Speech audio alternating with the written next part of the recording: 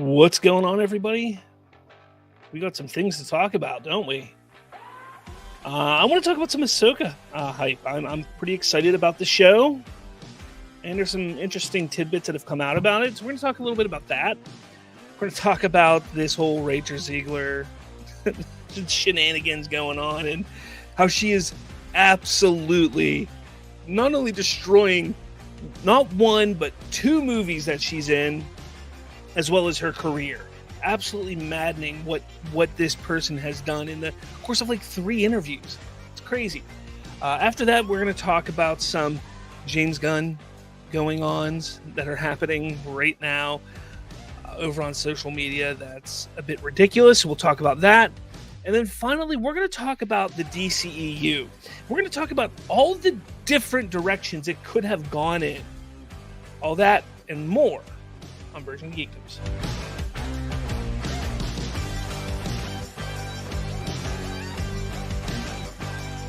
What's up, everyone? How's it shaking? Is it shaking to the left, shaking to the right, shaking up and down? I don't know. What's going on?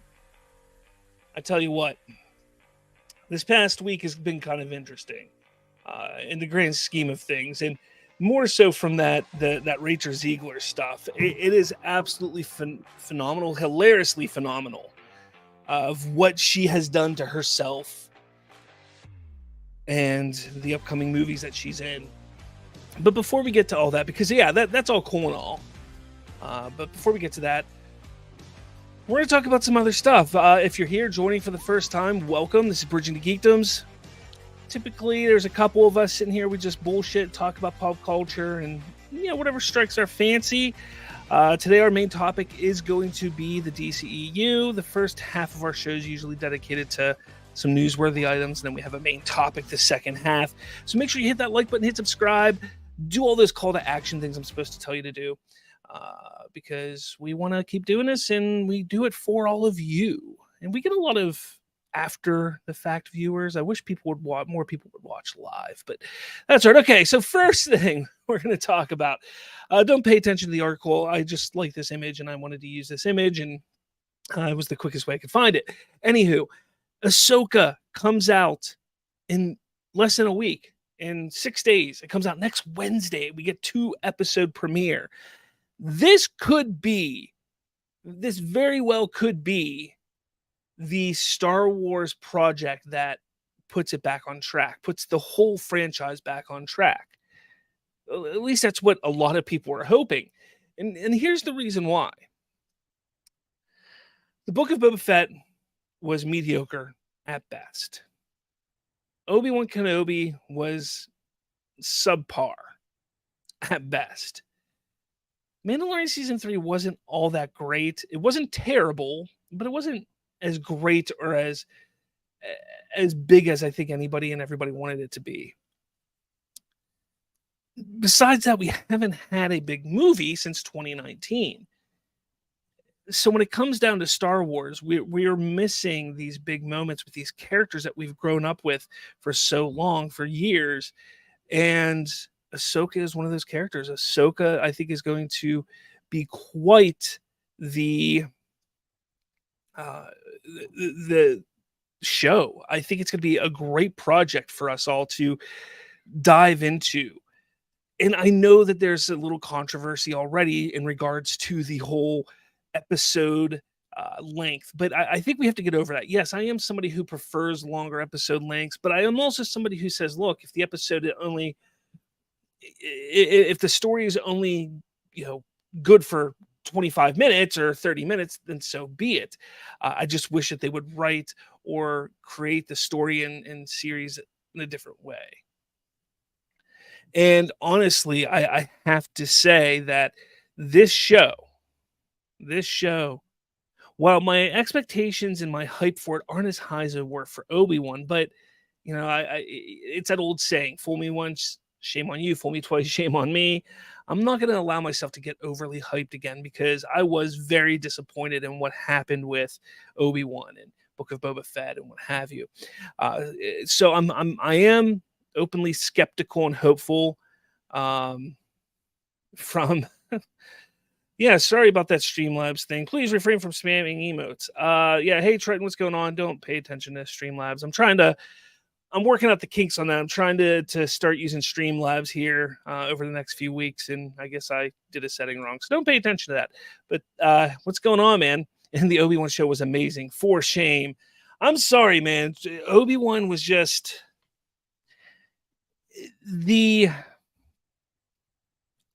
here's the thing. I liked the idea of Reva as a character, but she should not have been in that show. That show should have solely been about Obi-Wan discovering that Anakin was still alive and was Darth Vader.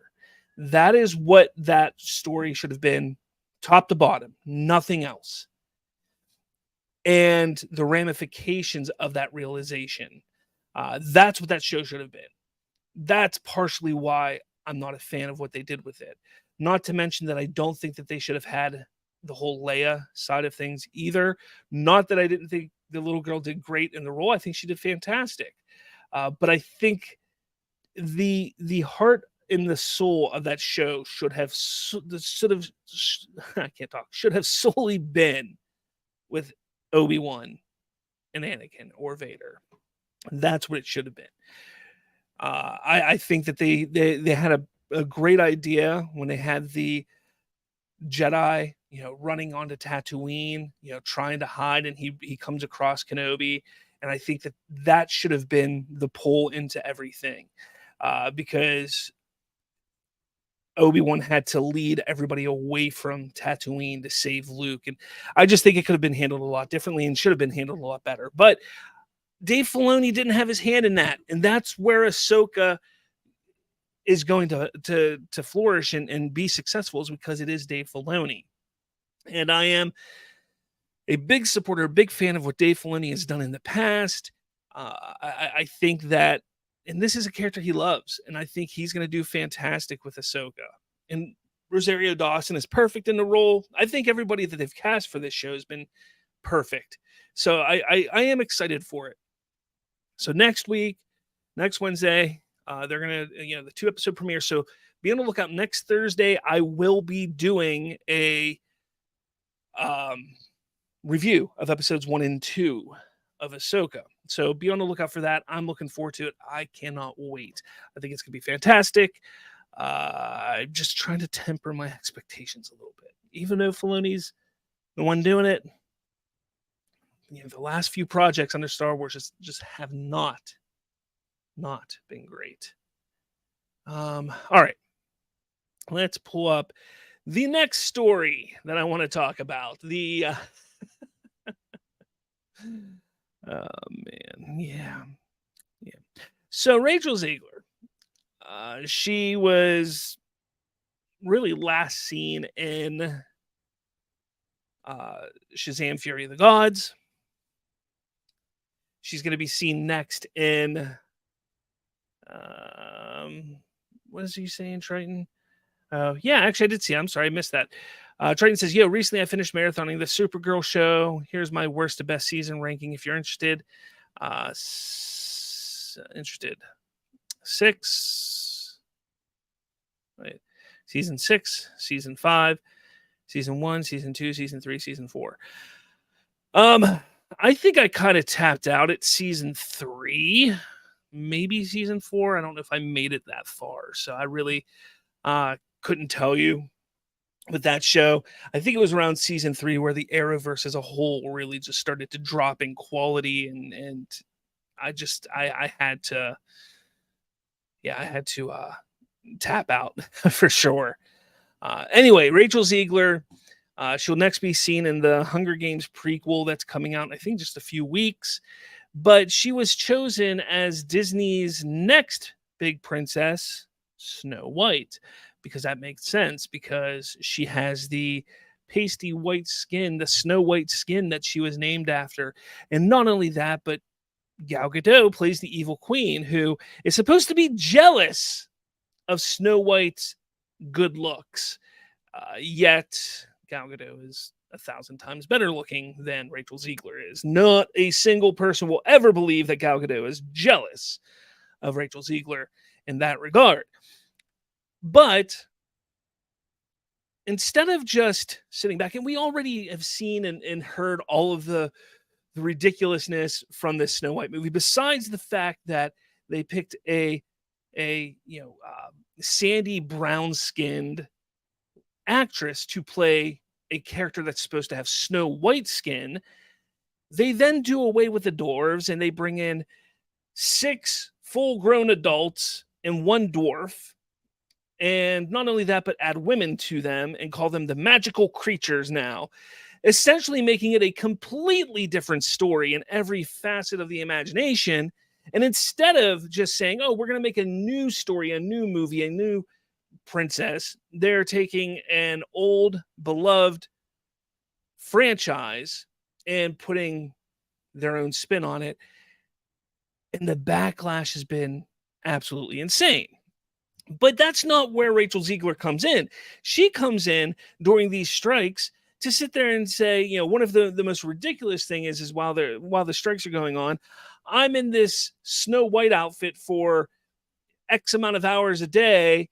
I need to be paid for every hour that the movie is streamed. And that's the kind of stuff that just needs to stop. She thinks that she's being smart, but she's not. But she doesn't stop there. She then makes herself look even more like a fool when she starts to talk about Snow White. And she says, I only watched it once before getting the role.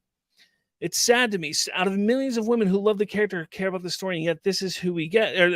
But yeah, she's only watched it once. Sorry, I'm just reading this tweet. She goes on to say that it frightened her, which is ridiculous, but that it doesn't hold up, that they had to change the story. Let me see if I can find it here.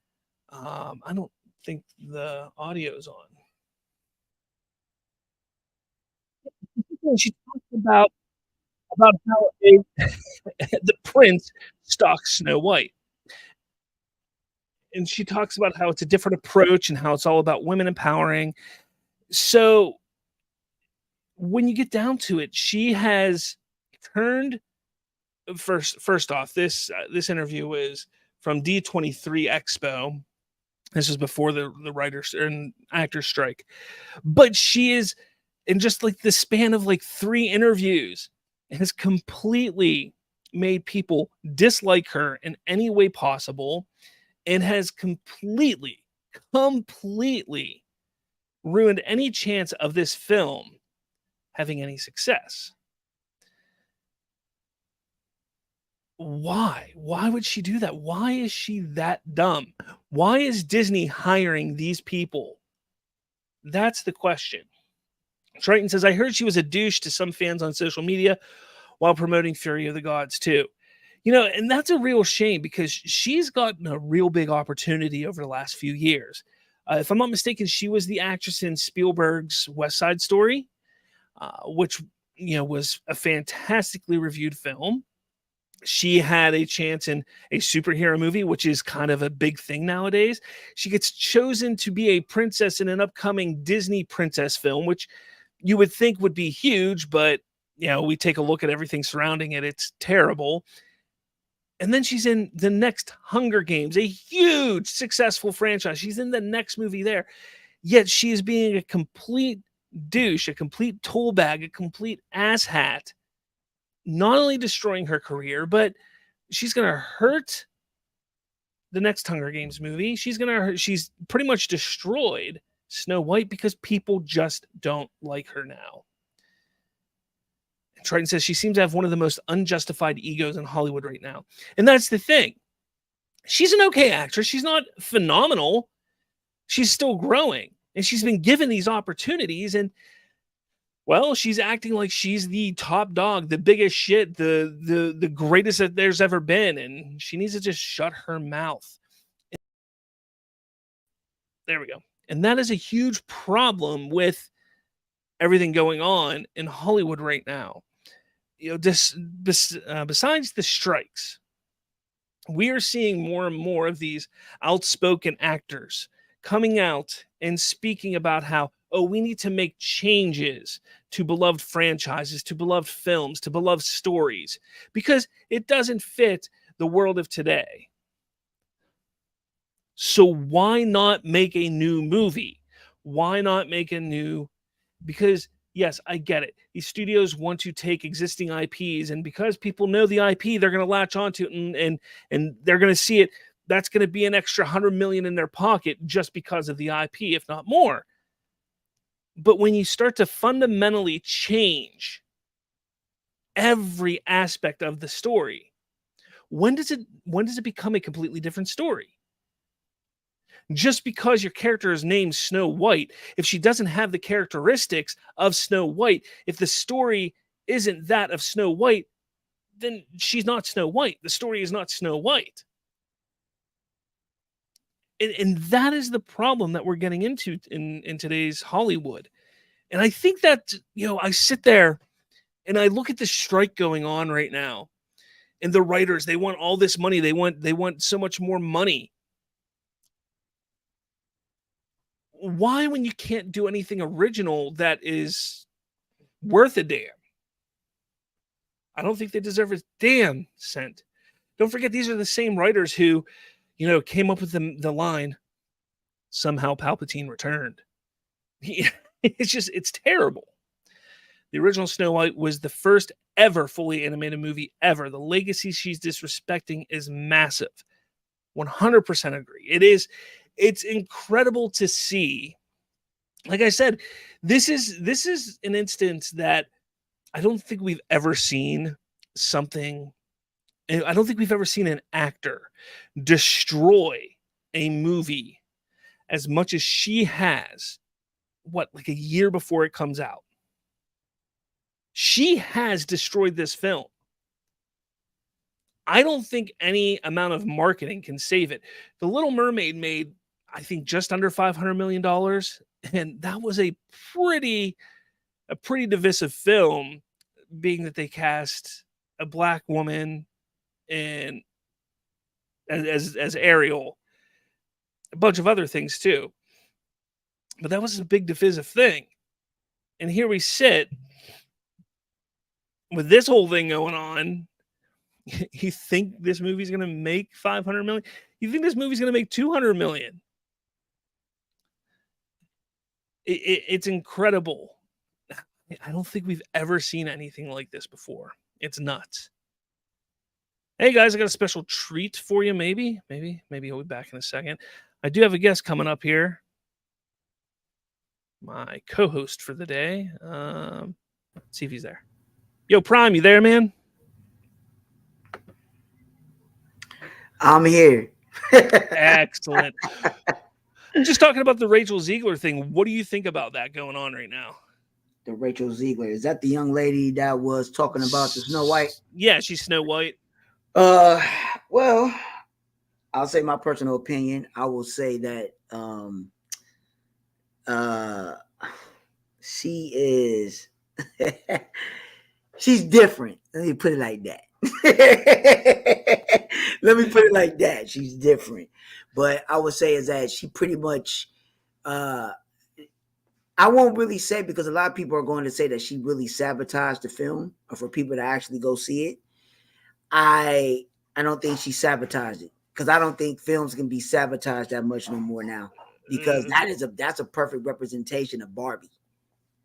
Because with all the bad press what Barbie got, you got to remember it wasn't that bad. I know that there was some bad press with Barbie, but they really stuck to their guns with making sure that they didn't push the feminism during the marketing and the promotion. They were really playing up the idea that this is just a fun Barbie adventure. Sure, there was some talk about it, but I think this here with Rachel, I think this is going to go, because not only is this all controversial, what she said, but we have the whole dwarf situation, that is, people were outraged that they took jobs from dwarves and gave them to normal sized people, and then changed the name from dwarf to magical creature. People are upset about that. People are upset that they picked a sandy brown skinned girl for somebody who's supposed to be Snow White colored, so there's so much already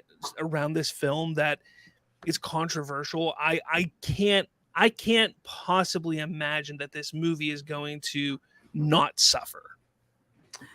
I mean, it might. I would say this. I'm going to put it as 50-50.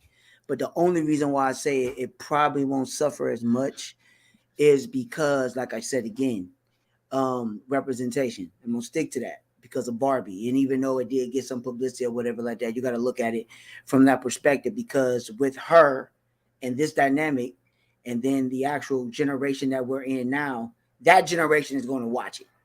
Yeah. So they're actually going to watch it, because a lot of the feminists, a lot of the liberals, that demographic, those type of women, they attracted to that. They're attracted to her. They're going to go out and go see that. So whatever it is that she's putting out there, they're going to be attracted to that. Now, I don't think guys are going to see it. No. It's going to be more females, and it's going to be females and probably women that are just like her. They're going to bring their little girls to it and stuff like that. That's why I said it's not probably going to hurt it as much. But look at Little Mermaid. Look how, I mean, that struggled in theaters, and there wasn't as much controversy around that. The biggest controversy was the fact that they had Hailey Bailey as Ariel. They were like, there's a black woman as Ariel, and that was the biggest controversy of the film, and it struggled. This has so much more. I would say the only reason why I say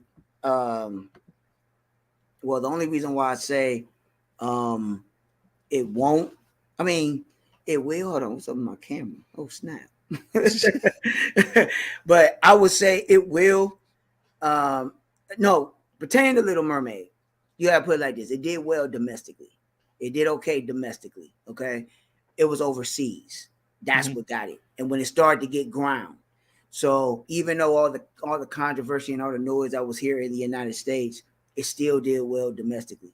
And actually, it did actually pretty well as of digital sales once they put it out on digital, and then they put it out on Disney Plus. So, and pretty much, I think a lot of people was waiting for it on Disney Plus anyway. So, I mean, that's So, I mean, but even though it did well for what it got and what it did for Little Mermaid, but as for the Snow White, I'm not interested in it.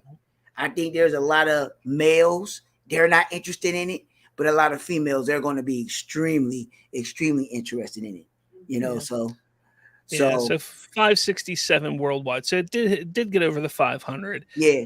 So it did well, and then domestically it did what it needed to do, because it almost got to 300 million. Yeah. So it did what it needed to do for domestically. But again, so when you think about it, for instance, let's just say China. All right. China, if China wasn't so racist as the way that they are, if China wasn't the way they was, it would have been, I would say, give it a good 3 to maybe 4 million easy. So that's money taken away from the film, and people got to realize too, that's why Disney make a lot of their money. They get it from China. So they get it from China. Their motto is 13 years old and below in China. That's their motto. That's what they gravitate their content to. So that's why they constantly keep on making money, even though they make a lot of crappy and shitty products and IPs. That's how they make their money. But they haven't been successful in the past in a while now. It's been a minute. They ain't been hitting. All right, let's move on to this topic here, because this one here is just a complete mess. So James Gunn was asked the other day, so in Blue Beetle, at least in the commercial, Jaime knows who Superman is, and you've said Blue Beetle is in your DCU. So is your Superman? Your young Superman movie set in the past? Oops. And James Gunn says, I was never making a young Superman movie, just a Superman movie. So here we sit, and this blew up. So much so that a website that I actually really respect and like wrote a article on this. After claiming the reason he fired Henry Cavill was because of his age, James Gunn now says, "I was never making a young Superman movie." So they go on, and people are freaking out on Twitter, on social media about this whole thing, and it's getting kind of ridiculous. He did say, James Gunn, when you show us the movie coming out, will you explain why Cavill is getting recast, please? And James Gunn, it's simple. He's a different age. And that is a big thing that people seem to forget. And I like, he never said that he was making a young Superman movie. What he said was he was going to make a Superman who was still early in his career, especially, I think he even specifically said early in his career at the Daily Planet, and he's still learning how to be a superhero. Yet there's people who took that as an origin story, which that doesn't really say origin story.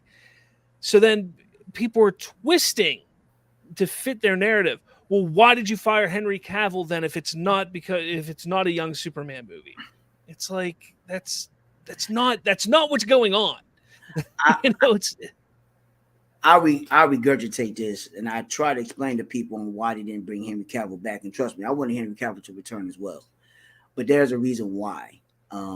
People have to realize is that anything pertaining to the DCEU, and it has nothing to do with the actors or the actresses. It has nothing to really do with that. People, and some people say they're not going to touch it. They're going to leave it alone. They're not going to say anything about it. But I will say this, you have to look at it from this, because I know a lot of people are going to be emotional about it because they want the particular actress or actresses to play these roles. And that's what we've been accustomed to. I like Henry Cavill to be Superman as well. Of course, I like Ben Affleck to be Batman. Of course, I like for Gal Gadot to, retain her role as Wonder Woman, but that's still up in the air. But I will say this: if you're going to reboot, and like they were saying, it's not going to be a full reboot. I think some things that James Gunn said, he should have just said, you know what? We're just going to start this from scratch, and we're going to build this universe. But he also have to understand is that some of the suits are still involved with this as well, because they still have to make money and they still have to gravitate to the general casual audience. And that is the key factor that people fail to realize. It's the general casual audience. They're not worried about the fans. Example, Gal Gadot. This is why it's in the uproar, because she is very, very well liked across the globe. All right. Some people can question her about her acting, but her portraying Diana and her putting herself in that role and what she does a very fantastic job. She really fits the role. And people got to realize this too. This is really the first Wonder Woman that's really been on screen. We really haven't had a Wonder Woman on screen in live action ever since 1979, 1977, when Linda Carter played the character. And I know people are going to say, well, what about that show they canceled? She don't count because it didn't happen. So, but when you look at it, she is the first Wonder Woman in live action. So people are going to gravitate to her. And you got to remember, she hasn't held the mantle being Diana that long. She was introduced in 2016. So, I mean, yeah. And for the movies that she was in, she had with Wonder Woman, we had, of course, BVS, Wonder Woman, the first one, Wonder Woman 84, and Zack Snyder's Justice League, and Justice League. So she was in 5 films. So, by default, anyway. But you have to look at it like that. So she's a money maker. She's a money grab. So if you went ahead and you tried to change her, you don't know how people will react. So, and they're seeing how that is now. So, but I just believe that if you're going to reboot it, I think everybody needs to be clean slate across the board. You don't need to keep nobody. And I think James Gunn, this is my personal belief and my opinion. that he should have never said that they're just going to, partially, do it and keep some characters. Like Margot Robbie still playing Harley Quinn. You can always get another Harley Quinn. You can always get another woman to play Amanda Waller, but it is what it is. So I think James Gunn, and I like James Gunn. I'm not hating on him. I'm not knocking him. Some people got their reasons why they dislike the man, and that's fine. But Henry Cavill, and we'll just go back to Henry Cavill. I know you want something to say, we have to say, but Henry Cavill, I get it. From behind the scenes, and I'm just going by he say, she say. Some people say he's difficult to work with. Some people say he this. Some people say he that. And then on top of that, it's all this stuff that's been in the media and what's been going on and what they've been saying, what he wants and he this and he that. So I'm like, you know what? To get rid of all the mess and everything that's tarnished and all the mischief that's been going on with the DCEU, get rid of all of it. Okay? Except the ones that really ain't been caught up in the mess. Because when it come down to it, you ain't heard nothing about Gal Gadot or anything like that. You ain't heard nothing about a lot of these people in the DCEU like that. So, that's just my personal belief. I think he just go across the board. Yes, I'm sorry about Henry Cavill, but I still believe that he should have kept the mantle. But at the same time, I get it what he's trying to do, but the way that he went about it, he could have did it in a different way, in my opinion. Yeah, I think getting to the core of the issue here, I don't think anymore. I mean, I get it for the Snyder fans. I get it for those who are diehard Snyder fans, how they feel. They want Cavill back. They want Affleck back. They want this. They want that. And it's hard for them to accept that, the best parts of what Snyder was creating, which was Cavill and Affleck, are no longer going to be around. And it seems like things like Margot Robbie and Gal Gadot and Jason Momoa are going to stick around. Again, that's still not all been confirmed. None of that has been confirmed. And that is where the issue, and that's where the problem lies, is there's been no clarification on anything.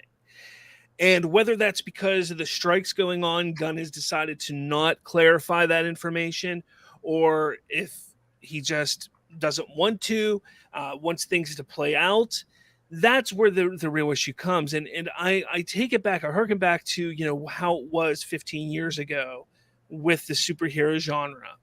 And even take a look at something like Marvel, or even where DC was at the time.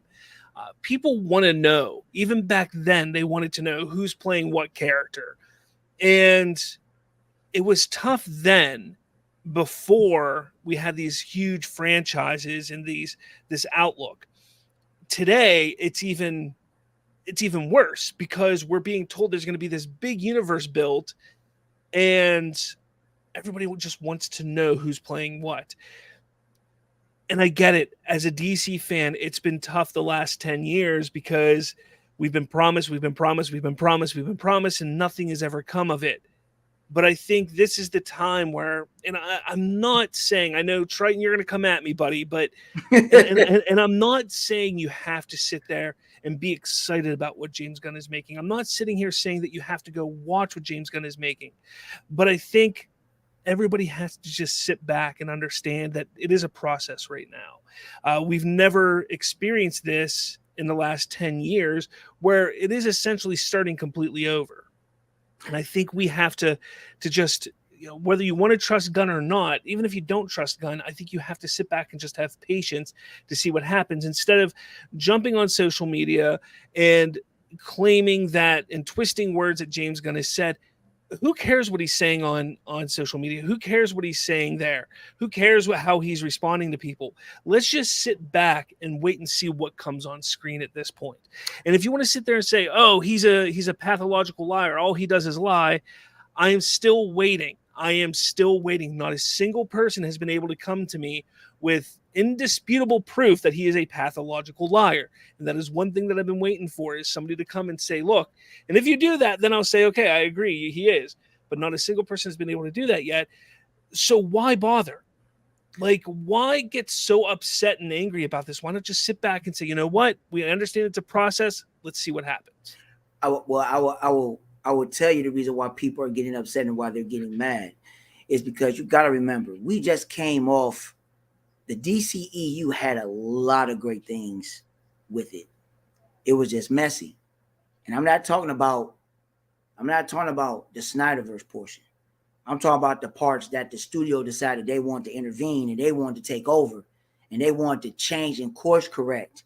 And they made a mess of it. It's by putting band-aids on everything. Okay, and want to mimic the actual Disney Marvel motto, and they were so, how should I say, influenced and so obsessed with it. And I'm talking about the former regime, but the new regime, they just took on this, so they have to find the way to, how should I say, they have to carry this on in a new direction. You know, and that's the difficult part, because everybody, and I know I keep calling it, saying the SnyderVerse fans, but that is really where it's coming from. So I'm not saying this just to say SnyderVerse fans. The SnyderVerse fandom has latched on to all of the problems that have taken place over the last 10 years, excuse me, with DC. And prior to that, it was the last 6 years, and they put it on Hamada. And then it was the last 8 years, 9 years, 10 years, and they're putting it on James Gunn now. When James Gunn has 6 months, 7 months worth of what's happened, anything prior to that 7 months should not be held, on James Gunn or David Zaslav or anything. Make that a year and a half, honestly. Well, why would you say year and a half? Year and a half, because James Gunn has only held the position for 3 is August 1, 2. He's had the position almost a year now. Yeah, so I would say for the I'm talking about prior. I'm talking about prior. Yeah. I'm talking about prior. So if you go from a year and a half prior, and we're gonna go 2 years, there has been a lot of mess that has, how should I say, just expanded over that time, and that the general casual audience is not gonna know. We the fans that are immersed in this, we know what's going down. So we know what's going on. We know what's going on. The average person ain't gonna know this shit was going on here. So I mean, but again, and it's the same thing that I want to say this, and I want to get to your point pertaining to DC and just DC as a whole. We are the most, how should I say, divided fan base. Yeah. We're more divided than Marvel. You want to know why that is? Because DC is the same way in comics. Marvel don't have that in comics. They don't have that divide. You want to know why? Because DC has different variations of the characters. They have different variations of a time that people dropped in with these characters or the universe, and they have a particular type of version that they like. Me, I don't like the continuity and the campy stuff. I like the dark, grounded, gritty, the realness, the seriousness. That's what I like. I don't care for it. Can I tolerate the campy stuff? Sure. I'm an aficionado. I'm a DC person. But do I prefer it? No, I don't. But then you have people that prefer the campy, the childish, the kiddie, the how should I say, the goody, the over goody stuff, that type of stuff. So they care, they like that stuff. There's nothing wrong with that, no. So that's what I have to say. So just in the movie realm, a lot of people, they got mad about it, and what they getting mad about. I mean, they got mad about it, and it's just what it is. Everybody likes what they like, so you can't, it is what it is. It is what it is, know. And that's why I'm glad that James Gunn, when they went ahead and they did this, they're going to have a continuity and they're going to have an Elseworld. It all depends on how they are going to, make this come into fruition as a whole, and how they're going to do it. Because I'll tell you this, you cannot make the continuity part campy. If they're trying to mimic Marvel to the fullest, it's already going to fail. Yeah. It's going to fail. You cannot mimic Marvel. And that's what everybody is. I think that's what everybody's getting mad at, because they're so stuck on the Marvel way. And I think they think he's going to mimic Marvel. And I personally don't see any signs of that right now. No, I don't either. I don't. And that's the problem. And I think it just comes down to like he needs to either come clean or just stop talking. And where's it at here? So the BlackRock 316 just said I think he should stop talking and wait till the strike is over. I think you're right. I think, even if it's not just the strike, just stop talking until there's something to talk about. Like I get that there's all these people online and we want to know. And the reason why people are acting like this is because they know that they're going to get a response in some form or fashion. Last week it was about David Ayer. This week it's about the age of Superman. Next week, the week before it was Gal Gadot. Every week there's going to be something. If he just shuts his mouth and stops, that'll end. I would say this. I don't necessarily say he has to shut his mouth. He just have to. You could be straightforward and say stuff, but I think that he really needs to. If you're going to get out there on social media and everybody is watching everything that you're doing because you are starting off the DCEU, people got to understand this. Okay, he is a CEO of a company, and he is the one. This is going to make and break this on his watch. Why? He's writing it. He's directing it. He's producing it. He's doing it all. So he has to jumpstart this universe with a bang. Yeah. So that is the thing. People got to understand that he has to fulfill two roles. He has to fulfill a role as a director, and he also has to fulfill a role as an executive. And he has to find a thin line between on how to handle that all in one. And at this particular time and moment right now, he's doing stuff as a director. He's not handling stuff as an executive. So this is just my personal opinion. He's fine on what he's doing. All he needs to do is be like, look, he's going to keep on talking about all DC stuff. Because I like all the stuff that he's presenting. What he's going to put in Superman Legacy is all about the execution. People getting mad about what's too many characters. No, we just have to wait to see the execution. When people was getting, I'm like, people, this is a DC fan's dream. We're getting Hawk Girl. We're getting Mr. Terrific. I don't like Guy. I don't like Guy Gardner, all like that as a Lantern. But he a Lantern. I know he an asshole, but I don't care for him all like that. So I mean, It is what it is. He a character. A lot of people like him.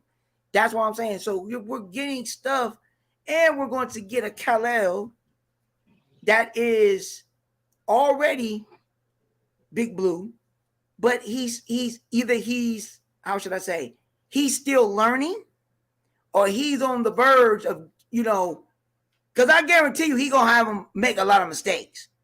I guarantee the beginning of the movie is going to be him fighting a villain.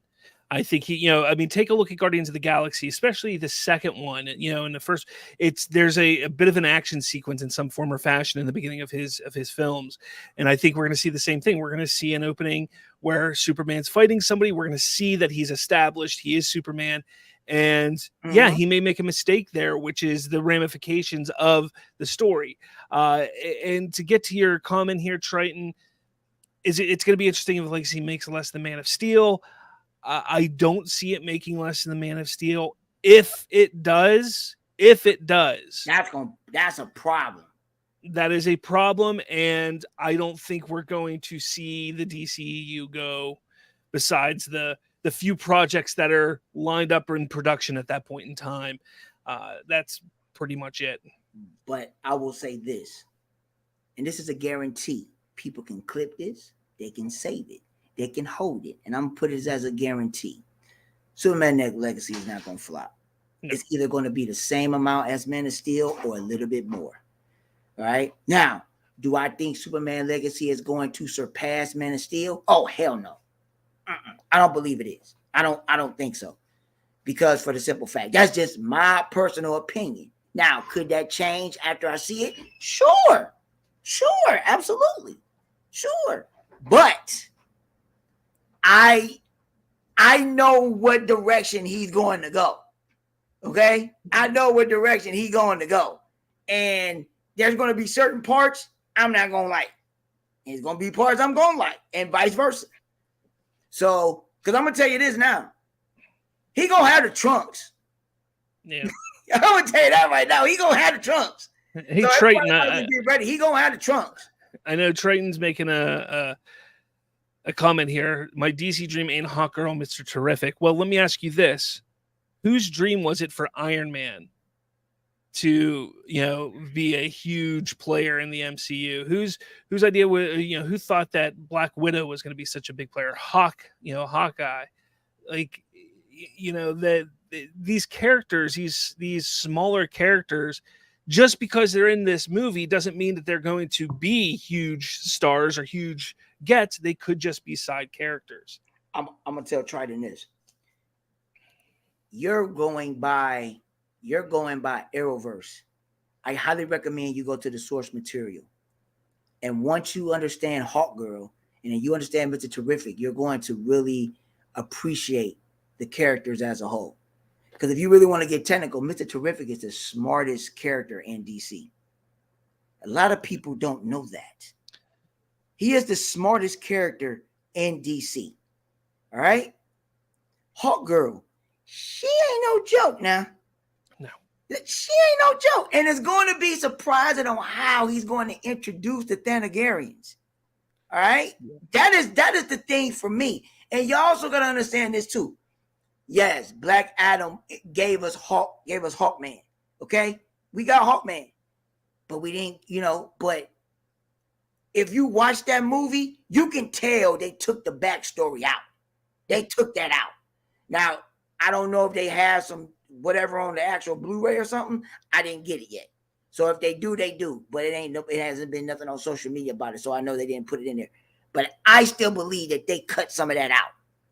So my thing is, you have to be patient. If you are a DC fan, okay, you have to understand there are different variations of all these characters and all time. That goes from animation films, that's books, graphic novels, TV shows, movies, even games, the way they are depicted.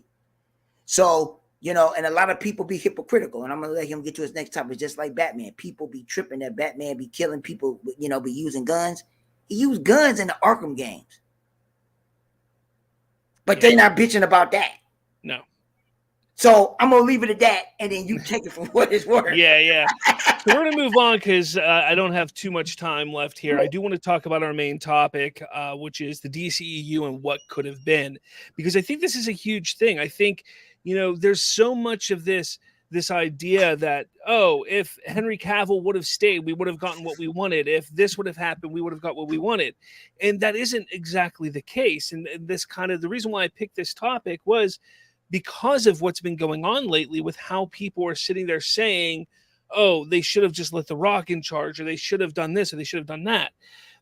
Let's not forget that there have been multiple iterations of what the DCEU was going to be since 2013, going all the way to Zack Snyder. Zack Snyder was creating a plan. Jeff Johns and John Berg come in, and then they go, we need to expand this and make it bigger. So then that's the next plan. And then Zack Snyder is gone. So then they start to plan something else. Well, then AT&T buys them out and Hamada comes in, and then they plan this. And so there've been so many different directions for the DCEU. I mean, let's take a look. The first plan was pretty simple. It wasn't going to be a huge universe. It was going to be what Zack Snyder was going to do, which ended up being Man of Steel, then BVS, Justice League 1, 2, and 3. That's what we were going to get. Like he wasn't really, and the Batman movie. No, and it was going to be more. So you have more. It was going to be branches. Well, that came about when Jeff Johns came in. Jeff Johns came in. Actually, no. Because when it started, even though it was going to be an arc, but it was going to have branches. So, for example, they wanted to introduce the universe. So everything was going to be intertwined in the SnyderVerse. So, of course, Man of Steel. All right. Now, before the executives said that they wanted to, if y'all want to go ahead, y'all can look at the interview by Terry Owens, Zack Snyder, and the interview with Henry Cavill. They was going to do Man of Steel 2. But the executives, they wanted to get the DC so fast That's why they did BVS. And for the people that don't know, BVS was written by Warner Brothers executives. They just asked Zack Snyder and Chris Terrio to fix it up, put their tweak to it. That's what that was. They did a great job with that. But the executives also messed it up because they interfered. Yeah.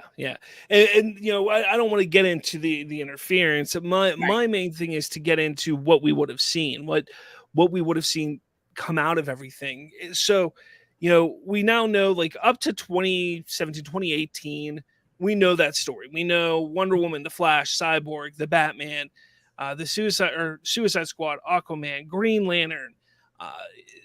Did I say Flash? Yeah. I mean, there were a bunch of films that were promised to us that all of a sudden, you know, and then there were even rumored ones, like not even rumored, but there were ones in discussion, like Nightwing, Harley Quinn and Joker, you know, things like that were also in discussion, you know, prior to AT&T taking over. I was going to say the only ones that was concrete was Man of Steel, BVS, Wonder Woman, Cyborg, Justice League 1 and 2. You had the Batman film, of course, Aquaman, and Flash.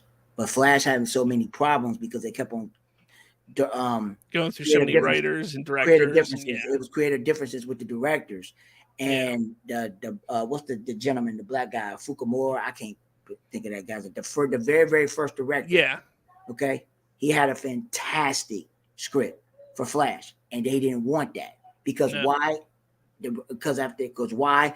It's because go ahead what you was going to say, and I'll say what I was going to say. Go ahead. No, you're right. I mean, when it comes to the Flash script, go ahead, because you're right. It was a fantastic script. Everything that we've heard about it, it lined up with Zack, what he was doing, what he wanted to do. So yeah, no, I get it. But when it comes down to it, I mean, that those plans from 13 to 17 all got shoved away essentially, you know, with the exception of what came out or was in production, got shoved away when AT&T took over. And that's when things like Birds of Prey came about. And then Shazam was pre AT&T. But, you know, I mean, that's when a lot of different things started shifting to what Hamada wanted to do. And, you know, even he wanted to bring in characters like Static Shock. He wanted to do a whole bunch of different things than what was originally planned. And fans were so adamant about not doing it because we want Snyder stuff. Yeah. Well, the only reason why that was because I would just quick synopsis. They only started to course correct because of the reception to BVS. Yes. That was the only reason why. And right after they did that, for the people that forgot, when they course correct, right after BVS, that's when Jeff Johns did that panel. And when Jeff Johns did that panel, then that's when everything started to mess up. That's when they started to do all the reshoots for Justice League. That's when they did that's why they did Studio Squad. Well, that panel was January of 2016. Right. It was him and Kevin Smith on CW. And was it after? I'm trying to remember. It was before BVS because it was before BVS and Suicide Squad, because they talked about Suicide Squad and gave Kevin Smith the Harley Quinn bat on there as well. And yeah, I mean that was the moment where I think a lot of DC fans sat back and were like, this is going to be amazing. Mm-hmm. But then BVS came out in March. Things happened where it didn't live up to the expectation. But by that time, Zack was already in production with Justice League. Mm-hmm. And I tell you this right now, had Justice League production not started for like another year or even 6 months, Zack would not have done Justice League. He would not have done it. And what people fail to realize is that if the executives at the time, because Jeff Johns and John Berg and all of them, they wasn't even part of it. Yeah, they was not. They only got part of it after the reception. That was the executives' fault. If they would have just stayed online on what they was doing instead of just worrying about the reaction, because it was making money. That wasn't the problem, because right after that, because people was already anticipating Suicide Squad. Yeah, Jeff Johns is the one that wanted to course correct him and John Bird. They course corrected and wanted to make it lighter because they wanted to have the Marvel thing. And like I said, they wanted to Marvelinize the DC, and it didn't work. That's why it was such of a mixed signal. If they would have put it like this, and I'll let him finish. If they didn't take out the 30 minutes, it would have been a total different thing. If they did not take out the 30 minutes, and if they did not mess with Suicide Squad, even though it would have been more grounded, more adult than what we got, what should have been got, people, I think that the reception would have been completely different. Yeah, I think if reception was different, it definitely. And then I have many other reasons why the reception is what it was, but we move on from there, though. You know, we go away from 2017, enter the Hamada era, and right. Triton is not a fan of Hamada.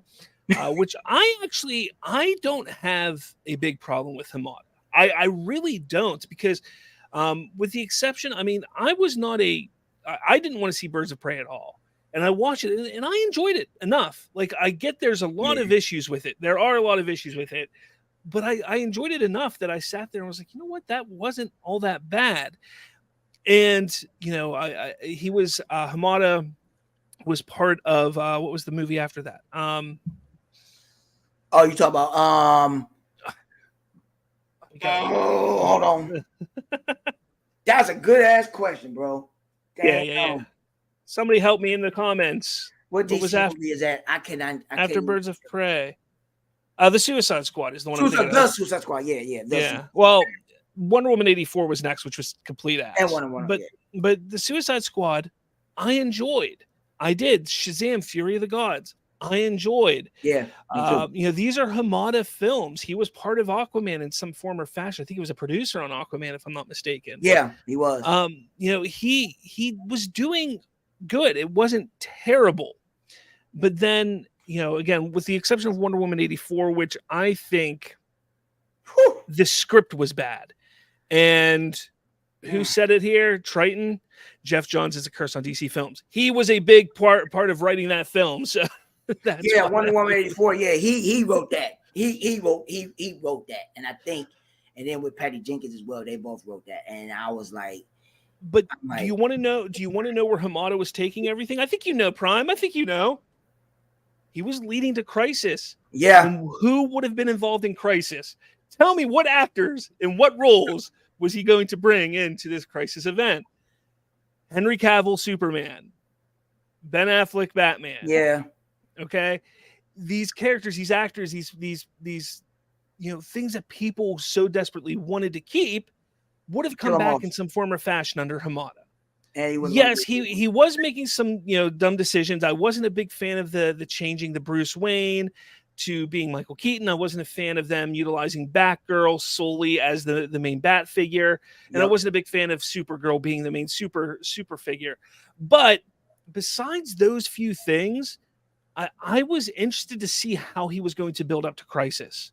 And I wanted to see a Static Shock movie. Like, I want to see Static Shock in live action real bad. I think we're gonna get it though. I think we are too, yeah. But that was what Hamada wanted to do. And the crazy thing is while Hamada was part of Black Adam, The Rock had completely different plans. The Rock wanted to do something completely different in the DCEU, and that's where you have Abney and DeLuca come in. Because they are running Warner Brothers Pictures, Hamada is running DC, and there's kind of some headbutting going on there because The Rock wants to do one thing with DC, Hamada wants to do another, and then all of a sudden the Discovery merger starts to pop up. And it's like, okay, what the hell is going to happen here? We then found out, you know, because of everything that was going on under AT&T and with Hamada, that Hamada wasn't going to be sticking around. You know, movies weren't making the money they wanted. A lot of controversy going on behind it. We knew Hamada was out. But then it came to, okay, well, who's going to be in charge? Well, The Rock and DeLuca and Abney, they were making a push. They wanted to take over DC. And here's the thing. We would have gotten Henry Cavill Superman, absolutely. There's no guarantee that Affleck would have stayed on then. There's no guarantee. We have no knowledge of that at all. We know that he was going to shoot a scene for Aquaman, but that was under Hamada. We know that he, shot the scenes for the Flash that was under Hamada. But with what The Rock wanted to do and what Abney and DeLuca wanted to do, we don't know where that was going to lead. The biggest thing was Cavill, but here's the thing. Everybody complained about that version of Cavill Superman. So what I'm getting at here, and the reason why I wanted to talk about all this is because everyone sits there, and Triton said it in the comments earlier. He only wants Cavill with Snyder and only Affleck with Snyder. I get that. But people want to bitch and complain on social media. Why'd you get rid of Cavill then? When obviously you didn't want this Cavill, this version of Superman. You didn't want the one from what they were doing in Black Adam. You definitely weren't going to want the one that James Gunn would be doing. So this bitching and complaining always comes back to one thing. The SnyderVerse. That's what it comes down to. Because since 2017, it's been non-stop bitching. Non-stop bitching. And that's fine. I was one of those bitchers for a number of years. I was one of them sitting there. Yeah, me too. Calling them out. But we're talking, what's it been? 6 years, almost 7 years? It's since... So it'll be 6 years in November. Yep. So it's been 6 years since the SnyderVerse has technically ended. I get Zack Snyder's Justice League came out in 2021. That's fine. I get that. If people want to get technical, the DCEU ended after Justice League. If you really want to get technical, when Justice League came out in 2000, and then it was just a bunch of... Yeah, it was just a whole bunch of stuff that was just coming out. You know what? Let me rephrase that. I would say after Aquaman, because Aquaman does tie in, but everything else is give and take. Yeah, and Triton, you're not wrong. Hamada shouldn't have wasted so many years and so much money on pointless crap. But the problem, they didn't have a plan. Hamada wasn't a comic guy. He was a producer. He understood movies, but he wasn't a comic guy. He wasn't somebody like a James Gunn, like a Kevin Feige, like a Zack Snyder, who understands comics. Yeah, but when they came in, their belief was that they wanted to do single films. They didn't want to do team-up films because they believed that the single films made money and the team-ups did not. And that was ludicrous. And it goes back to what I would say all the time. The former regime didn't know what they was doing with DC. They didn't even know how to utilize it. Which was going to go say. But that's what that is. Now, that was what after Hamada became in the reign. So that was their process. Perfect example. They didn't want to do Joker. Joker got $1 billion. Why? Yes, they didn't even make any money. They only got not residuals. They got God damn it, because they own the property. The IP, I forget what they call it when you get that. But yeah, that's what they got because they own the characters and the rights. They only got money for that. But anything else, no, all that other money went to the studios. That was the second and third partners to fund it. Yeah. And that's the thing. And honestly, it's not. I get the desire for wanting to see the SnyderVerse completed, but I think when you take a look at everything, we are in a better place today than we were, and I think that we've ever been when it comes to DC fans and the future of DC.